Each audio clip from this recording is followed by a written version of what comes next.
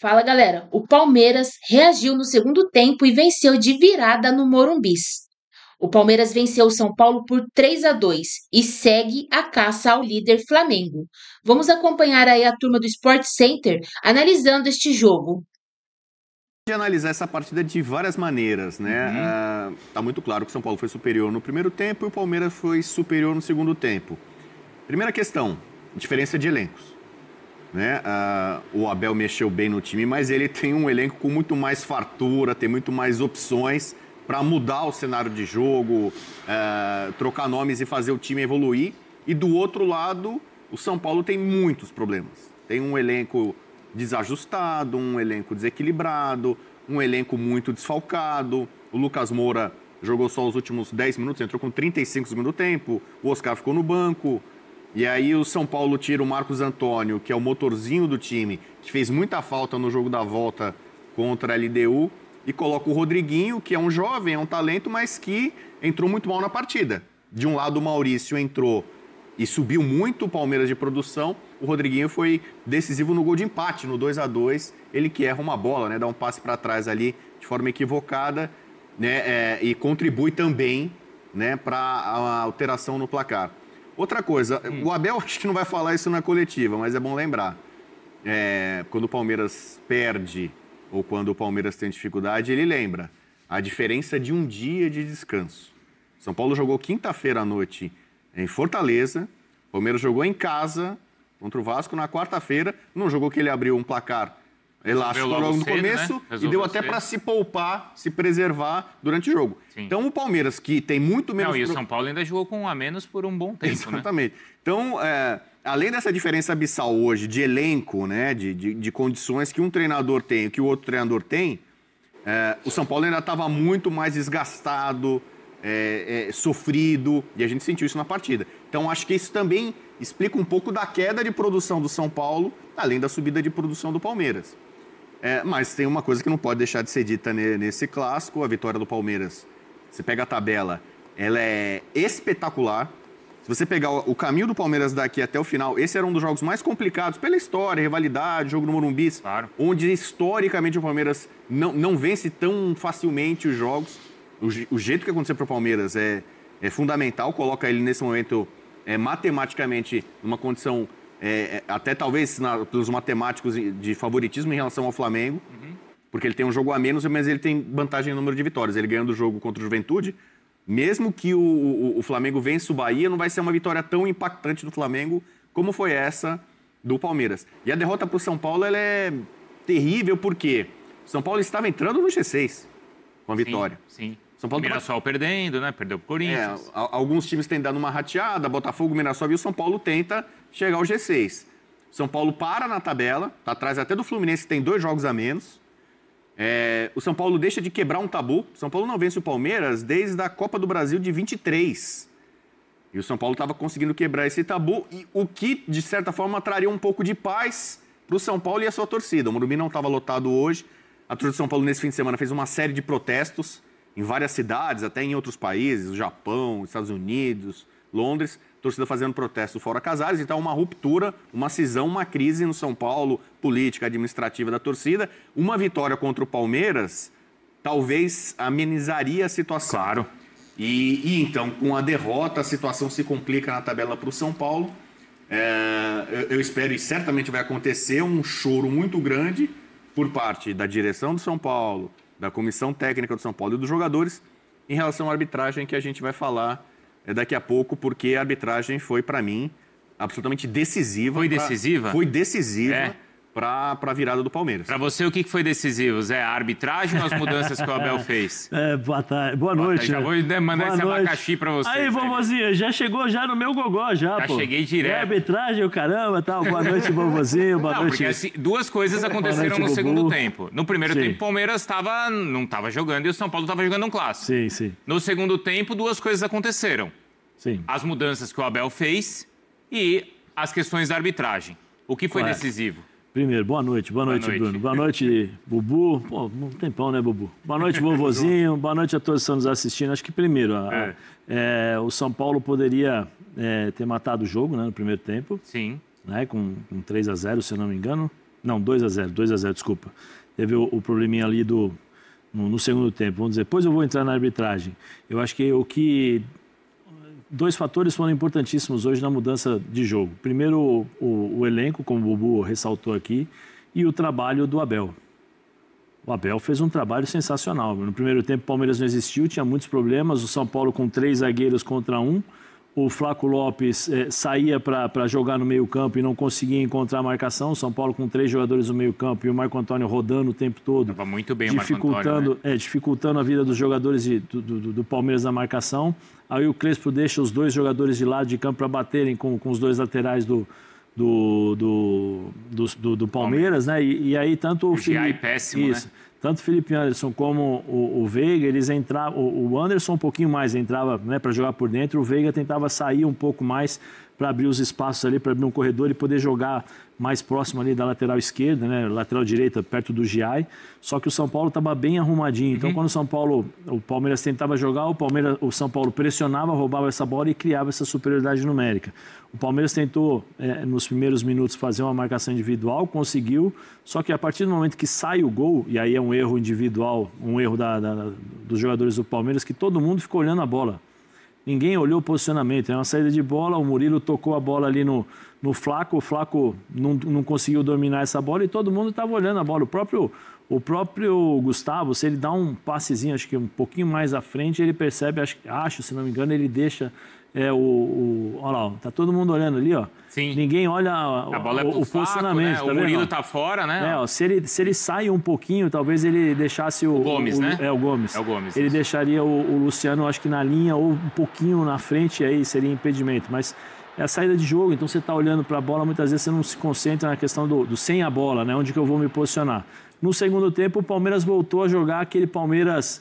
Ele recua o Aníbal, tira o Giai, coloca o Alan, né? O Alan para fazer aquela função de ala, põe o Maurício por dentro para poder jogar e aí o Palmeiras consegue criar volume de jogo, ter o controle da posse de bola, conseguir pressionar. O Maurício entrou muito bem.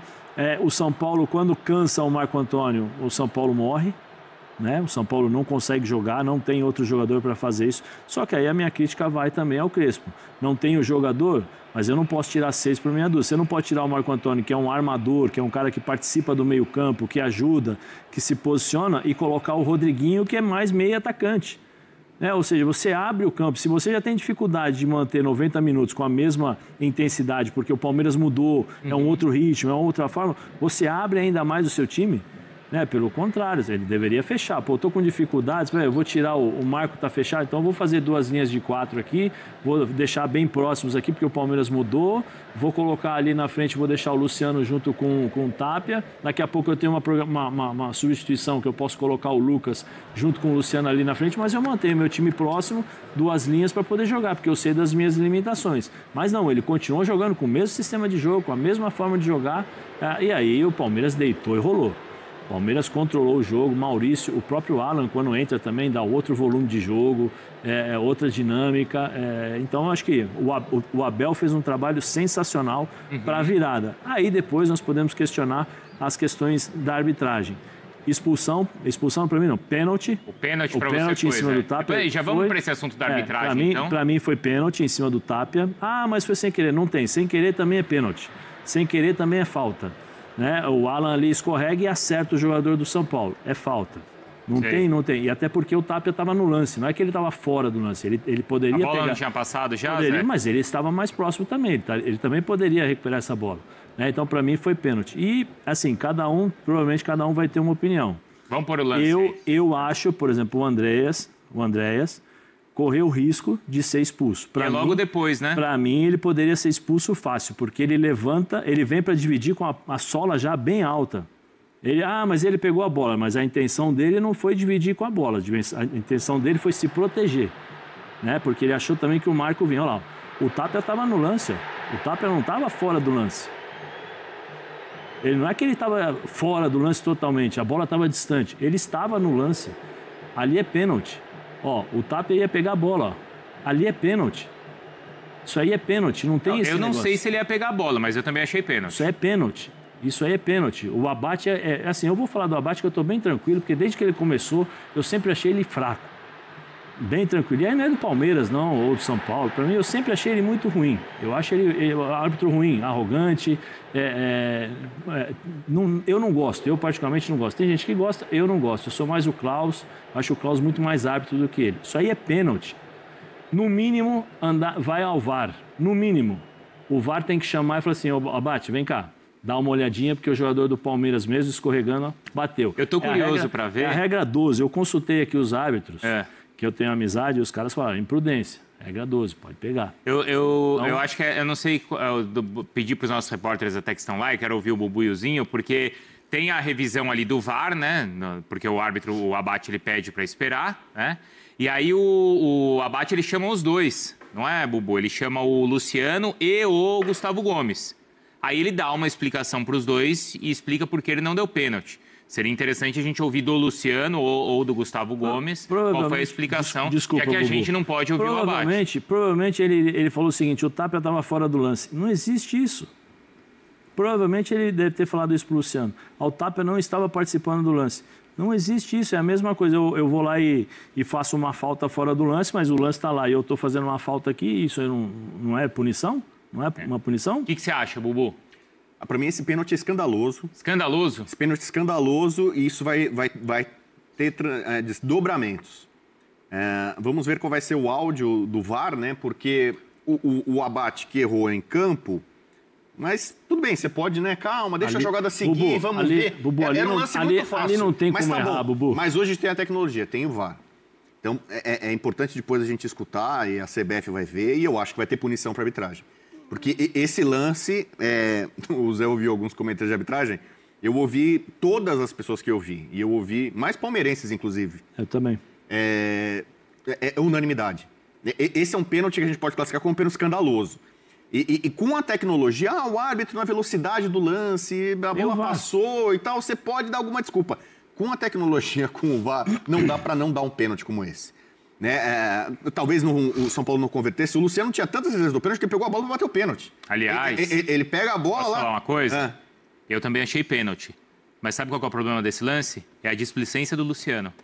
O Luciano tá na cara do gol para fazer o gol e do mesmo jeito que no primeiro gol ele vira o rosto assim para fazer uma graça, ele quer dar um toquinho de lado para fazer bonito. Ele tá na frente do Everton.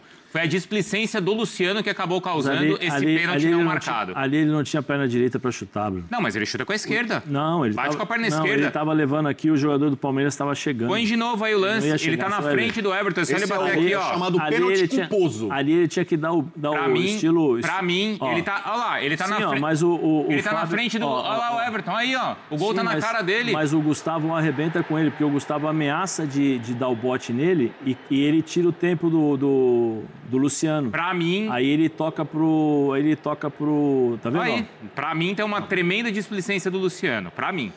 Pra mim é o chamado pênalti culposo. Foi pênalti, mas o Luciano poderia ter matado o jogo aí. O Alan não tinha intenção, mas ele é imprudente, ele acaba escorregando, acaba dando um carrinho e ele atinge, ele derruba o Tapia. O movimento é muito claro, não é aquela música famosa, mas o movimento é muito claro. Dois corpos não ocupam o mesmo lugar, ele vai deslizando e derruba na área o Tapia. Então é indiscutível pra mim. Tem a câmera, claro demais. Tem uma outra câmera depois, durante o jogo, tem um replay que pega de frente o lance. E aí ele acerta realmente o jogador de São Paulo. Assim, foi pênalti. Ele fazendo gol ou não, nós não sabíamos se ia ser a decisão, se ia ter o terceiro gol ou não. O problema é só não ter marcado. É isso. Não, eu também acho. Pra mim o pênalti marcado, mas repito, pra mim tem uma displicência do Luciano que quis fazer uma graça e não definiu a partida. Quando você não define uma partida contra o Palmeiras, aí o Palmeiras define contra você. O que você acha, Zinho? Eu tô com você.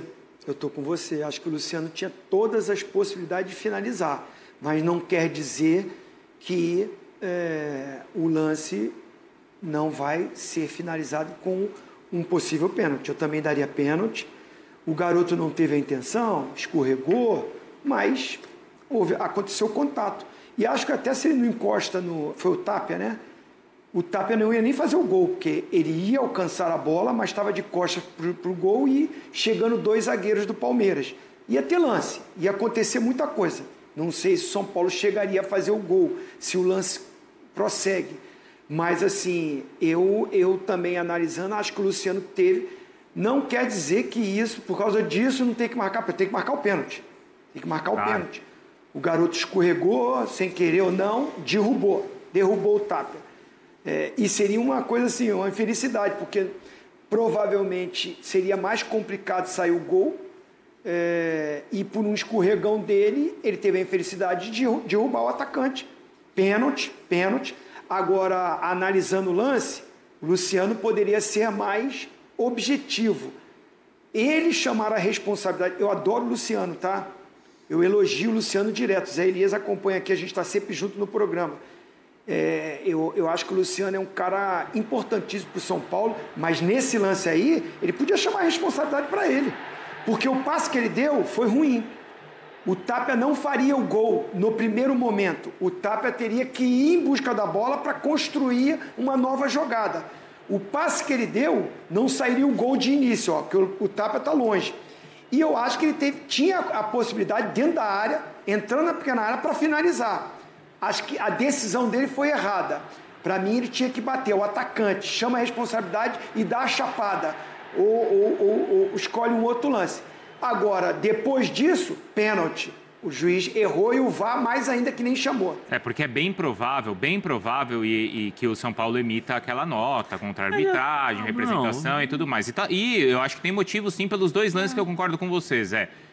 Né, o lance do pênalti e do Andrés. Sim. O São Paulo tem esses dois motivos para reclamar. Mas dá um puxão de orelha também no Luciano. Sim, não, tá na frente do gol e não decide o jogo. Tudo bem. Aí é uma forma de ver. Eu estou interpretando, talvez, você está falando, ele errou, o Zinho falou, ele poderia ter chamado a atenção.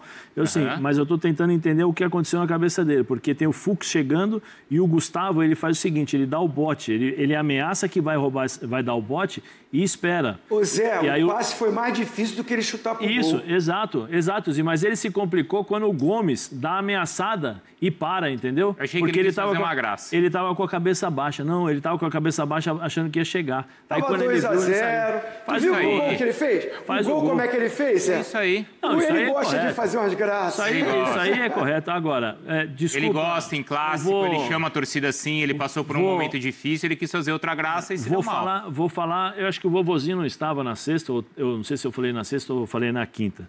Ô, presidente Samir, desculpa, presidente Samir, o senhor tem que dar uma olhadinha na arbitragem. O senhor vê em todas as rodadas, times são prejudicados por esses árbitros ruins. O Grêmio. Os árbitros que a cada instante, a cada semana, a cada dia recebem lá mensagens para saber protocolos, critérios diferentes.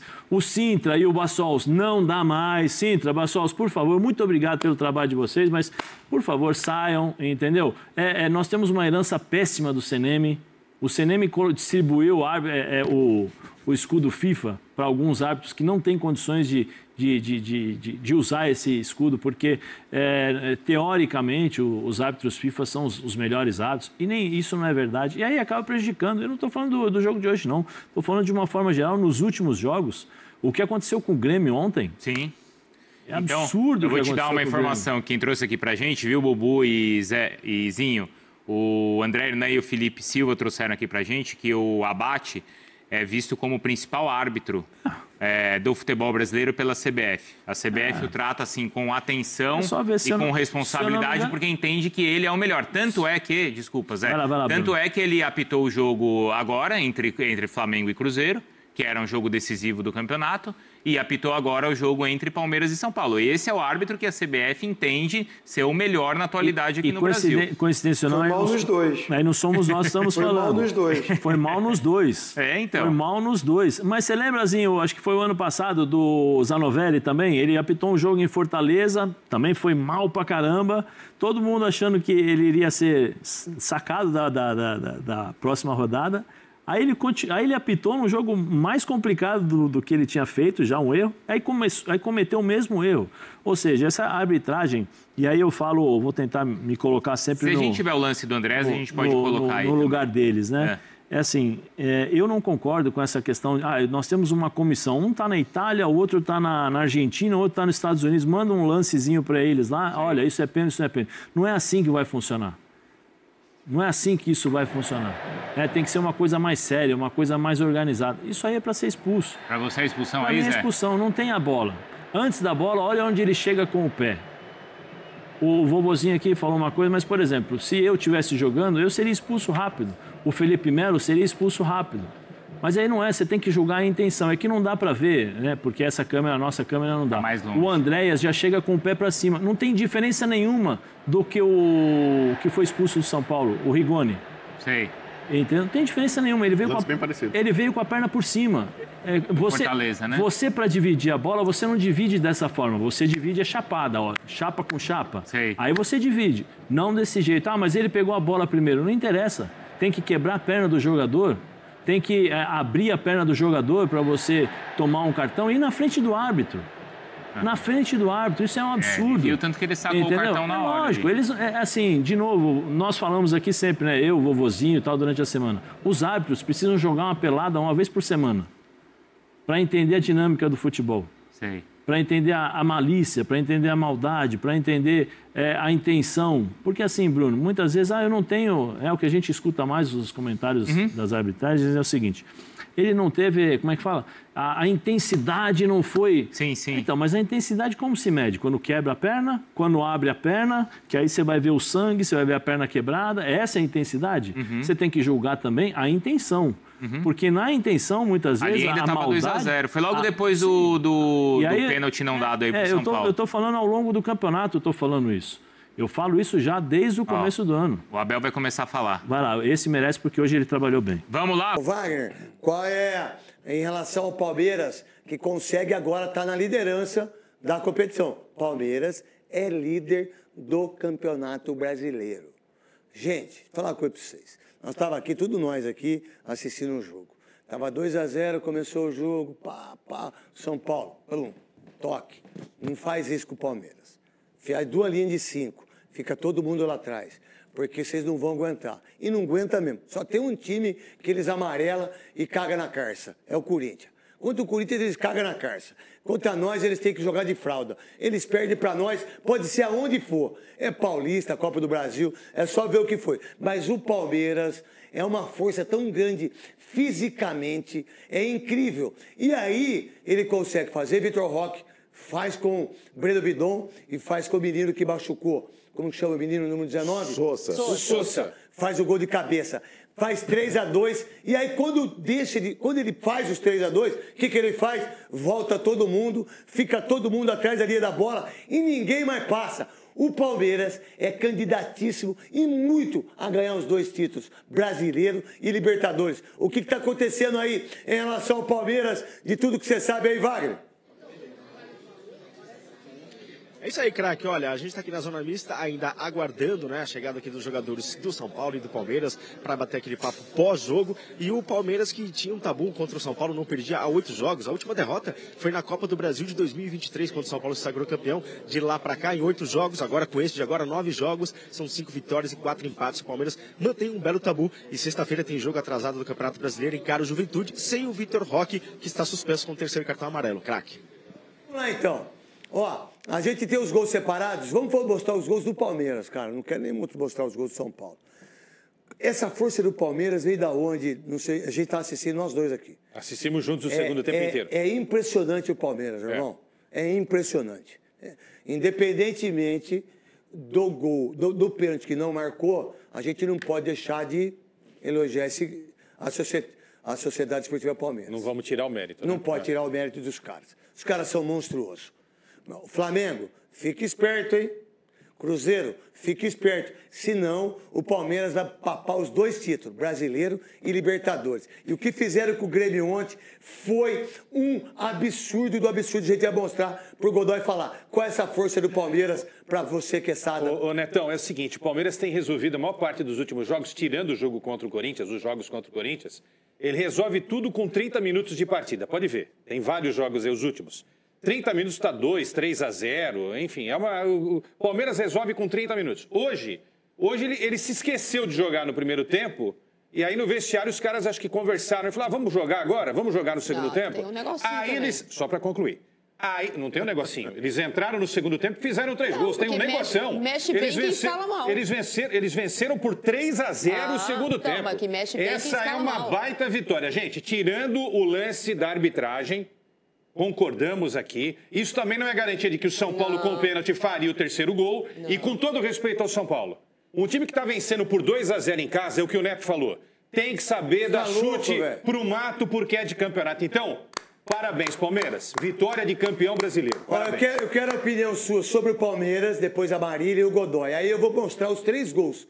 E para nós 5 aqui, para a gente mostrar para o pessoal a força do Palmeiras. A força que tem a parte tática do Abel Ferreira, que é um monstro de treinador. A força do Palmeiras hoje faltou para o São Paulo. São Paulo joga na sua casa, vencendo por 2-0. Tá certo que o Morumbi estava vazio, já começa por aí. Mas 35 mil pessoas? Poxa, mas 70 mil. Tava vazio, gente. Que é metade, Theo. Caramba, o São Paulo no Morumbi, ele tem que lotar. É São Paulo e Palmeiras. Mas saiu da Copa do Brasil, saiu da Libertadores. Mas caramba, o torcedor vai na boa. Mas o torcedor também fica... O torcedor do Corinthians, por exemplo, ele entrega o Corinthians? Você fala que o Corinthians é igual arroz e feijão, pô. Todo mundo come. O torcedor do Flamengo não entrega. A torcida do São Paulo não está sabendo dividir a péssima administração que São Paulo tem fora de campo com o time que está dentro de campo. E vão querer colocar a culpa no Ramon, sabe? Não vai, cara. E outra coisa, o Palmeiras é muito forte. Muito. Sabe, o Abel, ele consegue recuperar os jogadores. Olha o que está jogando o Flaco. Olha o que está jogando o Vitor Roque. Sabe, ele consegue recuperar o jogador. Além da parte tática, que ele trabalha bem, tem um mental e outra coisa. Não, o Crespo. O Crespo, desculpa, o Crespo. Olha lá. E outra coisa. Você é doido. Essa água aqui eu tomei, não fez efeito, não. Branco. Outra coisa. A parte física do Palmeiras. Nossa Senhora. Tem muito time no Campeonato Brasileiro com a língua pra fora. O Palmeiras não, pode jogar 2 horas, 3 horas. Vamos lá. Uma coisa. Eu quero mostrar agora, antes da Marília e do Godoy, mostra o lance do pênalti do Novo, para que o Godoy possa mostrar para as pessoas que estão aí aquilo que é a imagem. Vem cá, Godoy, de novo. Porque, às vezes, parece que a gente tem que falar a verdade na televisão, né? Aonde está o pênalti, aonde o árbitro não quis dar, aonde o Bandeira não deu e por que o VAR não falou nada, a gente está supondo isso, Godoy. O VAR não pode não ter falado nada porque ele não quis interferir na decisão do árbitro de campo. Tá, entendi. Ele fica bem nítido, bem claro que ele está vendo e ele raciocinou e decidiu. Não foi nada. Olha lá o gesto que ele vai fazer. Eu vi... Só pode... Para aí para mim, Robson. Vai mais um pouquinho. Eu vi... Não, pode ir. Vai cair, Godoy, que você tem 70 anos. Você é idoso. Vai lá. Aí, ó. Parou. O VAR pode não ter interferido na decisão que ele tomou em campo. Ou vibrando que não foi pênalti, né? Agora o Tapia também perdeu a perna ali, né? Do jeito que saiu rolando aí. Ele saiu vibrando. Saiu vibrando. Vamos. Não saiu vibrando? Brincadeira.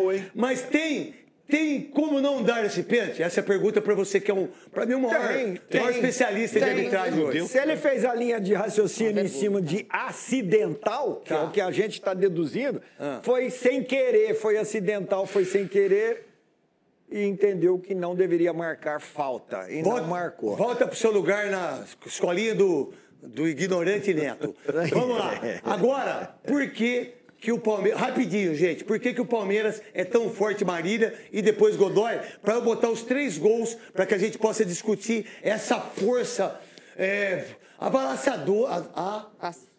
avassaladora do Palmeiras, que é uma coisa incrível. Marília Ruiz. Primeiro, Neto, que eu acho que o que o Crespo fez de bom no primeiro tempo, o Abel voltou no segundo tempo. Na minha opinião, mexe bem quem escala mal.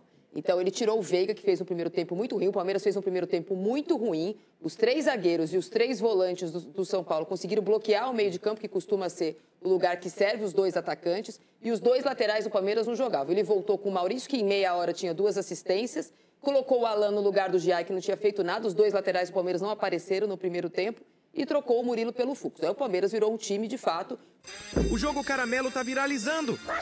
Trocou o Murilo pelo Fux. Aí o Palmeiras virou um time, de fato. O banco do Palmeiras é melhor que o do São Paulo e as mudanças melhoraram um time que no primeiro tempo não fez nada. Já o São Paulo perdeu seu melhor jogador porque pediu para sair. O Marcos Antônio era o melhor jogador do São Paulo, fez tudo o que ele quis no primeiro tempo, só que o São Paulo... Hoje o Abel não vai lembrar na coletiva, né? O São Paulo jogou na quinta-feira com um jogador a menos, quase que o jogo inteiro, por uma falta que o Andreas Pereira fez pior hoje, o Rigoni foi expulso na quinta-feira.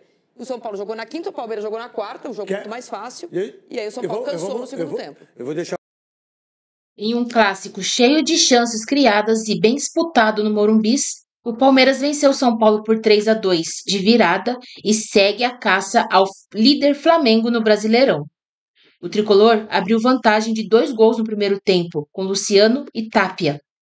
Na volta do intervalo, o Palmeiras conseguiu a virada com gols de Vitor Roque, Flaco Lopes e Sosa. O São Paulo reclama de pênalti em Tapia, quando a partida ainda estava 2-0, e não marcado pelo árbitro Ramon Abate Abel, que considerou o choque fora da disputa da bola como normal.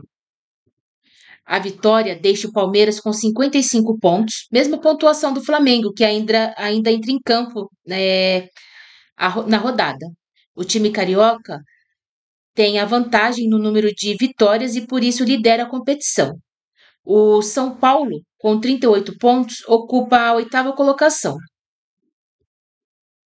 O Brasileirão para por 10 dias em virtude da data FIFA e retorna apenas em 15 de outubro.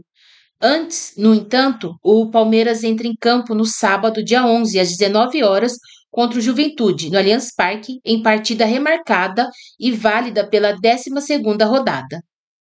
Na retomada da competição, em confrontos válidos pela 28ª rodada, o Palmeiras recebe o Bragantino no Allianz Parque em 15 de outubro, às 19 horas. No dia seguinte, o São Paulo visita o Grêmio, em Porto Alegre, às 19 horas.